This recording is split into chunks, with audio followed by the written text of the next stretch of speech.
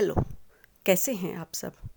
आप सबसे रिक्वेस्ट है कि प्लीज़ वीडियो को स्किप करने की बजाय इसे पूरा सुनें, ताकि आप इस वीडियो का जो वास्तविक लेसन है, जो मैसेज है, वो प्राप्त कर सकें। आज मैं आपके साथ पंकज गर्ग की पुस्तक डिसीजंस के chapter 2 light house of the journey, यानी कि आपकी जीवन यात्रा के जो मसाले हैं, उनको कैसे प्राप्त करें, कैसे देखें, के बारे में बातें करूंगी। राइटर कहते हैं कि जब आप एक बार अपने लॉन्ग टर्म गोल को आइडेंटिफाई कर लेते हैं तो आपके लिए डिसीजन मेकिंग आसान हो जाती है और अधिक बेहतर हो जाती है। इसलिए आप जो भी बड़े मेजर डिसीजन ले अपने जीवन में, हमेशा कोशिश करें कि वो सिमेट्रिक हों, एक तरह से एक समान संबंध में हो आपके लॉन्ग टर्म डिसीजंस जो गोल्स हैं उनको प्राप्त करने की। और आपके लॉन्ग टर्म गोल ही आपके जीवन की जो ये यात्रा है उसकी मसाले हैं, एक तरह से उसकी लाइट हाउस हैं जो दिशा निर्देश देते हैं। फॉर एग्जाम्पल, अगर आप कहीं ऐसी जगह निकलते हैं कि आपको ये ही ना पता हो कहाँ जाना है, कौन सी डायरेक्शन में जाना है, क्या उद्देश्य है, तो क्या आप अपनी मंजिल पर पहुंच सकते हैं? क्या आपको पता होगा कि आप क्या करोगे? नहीं। इसीलिए आपके लॉन्ग टर्म एक तरह से आपकी मंजिल की वो मसाले हैं जो आपकी मंजिल को प्राप्त करने में हेल्प करेंगी। जैसे अगर आपने कभी अपने जीवन में प्लानिंग की है कि हाँ हमें कहीं घूमने जाना है, तो सबसे पहले आपके दिमाग में क्या आएगा? वह डेस्टिनेशन, वह जगह जहाँ पर आपको घूमने जाना है। उसके बाद ही आप वहाँ पर घूमने के लिए जो प्रोग्राम है उसको आगे बढ़ाएंगे कि उसके लिए आपको किस किस सामान की ज़रूरत है, किस माध्यम के द्वारा आप वहाँ पहुँचेंगे और कैसे उस प्लेस को एंजॉय करेंगे घूमकर। तो ये सारी चीज़ें उसी के इर्द गिर्द घूमेंगी। लेकिन अगर आपको पता ही ना हो कि आपको जाना कहाँ पर है, तो आप कैसे आपकी उस जर्नी की प्लानिंग कर सकते हैं? यह एकदम मूर्खता भरा हुआ पर्सन होगा कि आप कोशिश करें किसी जगह पर जाने की और आपको यही ना पता हो कि आपको जाना कहाँ है। और सुनने में कितना बेवकूफ़ी भरा लगता है ना ये, जबकि यह सच्चाई है हमारे जीवन रूपी इस यात्रा की। हम में से अधिकतर लोगों को ये पता ही नहीं कि हमारे जीवन की जो उद्देश्य है, जो डेस्टिनेशन है, वो क्या है, और उस डेस्टिनेशन को प्राप्त करने के लिए हमें किस रास्ते की ज़रूरत होगी, उसके लिए हमें किन किन चीज़ों की ज़रूरत होगी जो वो रास्ता तय करने में हमारी सहायता करे। आगे राइटर अपने दो दोस्तों की कहानी बताते हैं। उनके एक दोस्त डेविस, जो काफ़ी अच्छे इंस्टीट्यूट से इंजीनियर किए हुए थे, उन्हें कई कंपनियों से ऑफर आए। पहले उन्होंने एक कंपनी को ज्वाइन किया जिन्होंने सबसे हाई सैलरी दी। उसके कुछ समय बाद उन्होंने एक दूसरी कंपनी को ज्वाइन किया जहां उसकी सैलरी और अधिक हो गई, और इस तरह से फिर अलग को।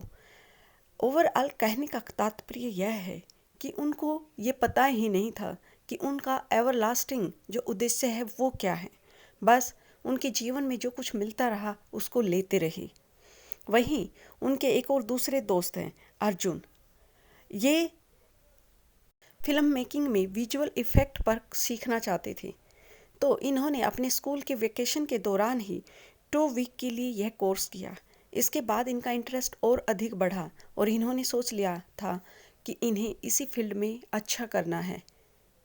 इसके बाद इन्होंने माया इंस्टीट्यूट ऑफ एडवांस सिनेमैटिक से अपनी ग्रेजुएशन की, और उसके बाद जो विश्व का सबसे प्रसिद्ध है जेनोमन इंस्टीट्यूट विजुअल इफेक्टिंग के लिए, वहाँ से यानी कि हॉलीवुड यूएसए के लिए जहाँ पर बेस्ट तरीके सिखाए जाते हैं एडवांस सिनेमैटिक के, वहाँ से एजुकेशन प्राप्त करने के लिए आगे और अधिक अपनी स्किल को इम्प्रूव करने के लिए एक डिजायर पैदा की, एक उद्देश्य लिया, और इस उद्देश्य के लिए इन्होंने यूएसए में जाकर कई डायरेक्टर के साथ फ्री में कुछ समय तक काम किया।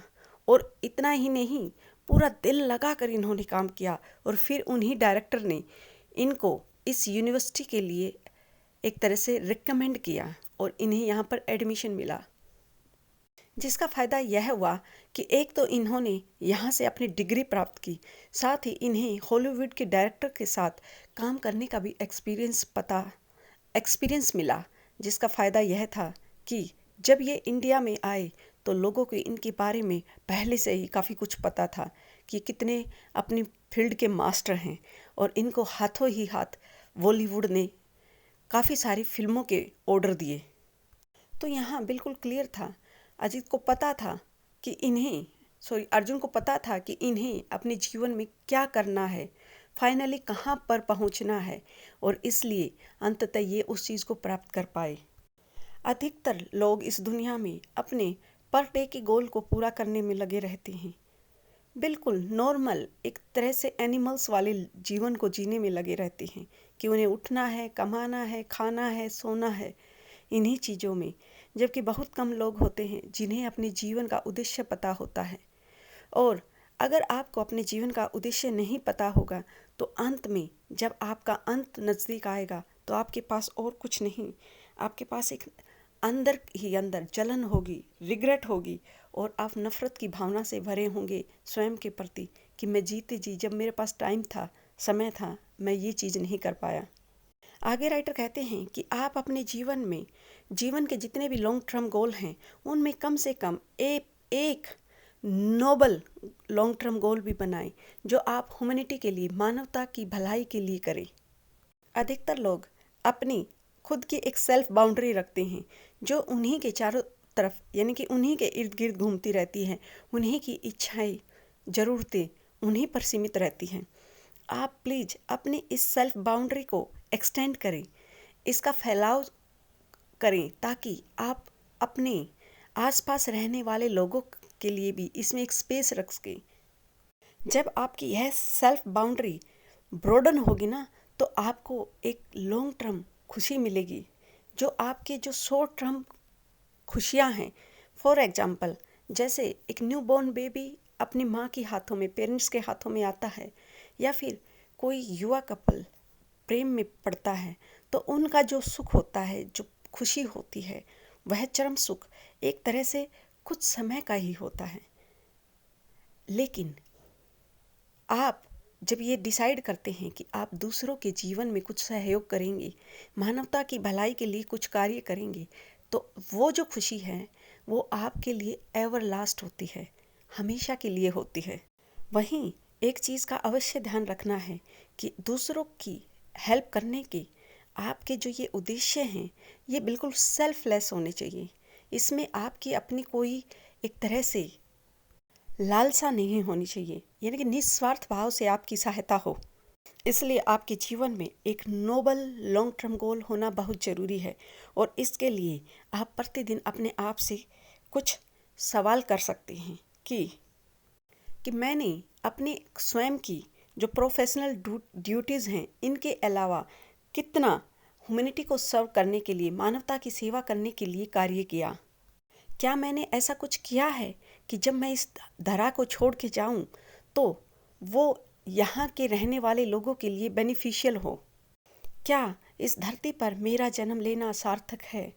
मैंने कुछ अपने इस जीवन से अपने इन्वायरमेंट के आसपास में एक तरह से पॉजिटिविटी दी है या नहीं?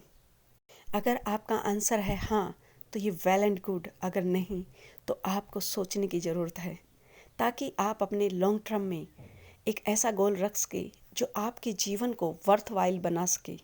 आई होप राइटर की ये बातें आपको पसंद आई होंगी, and thank for listening to me.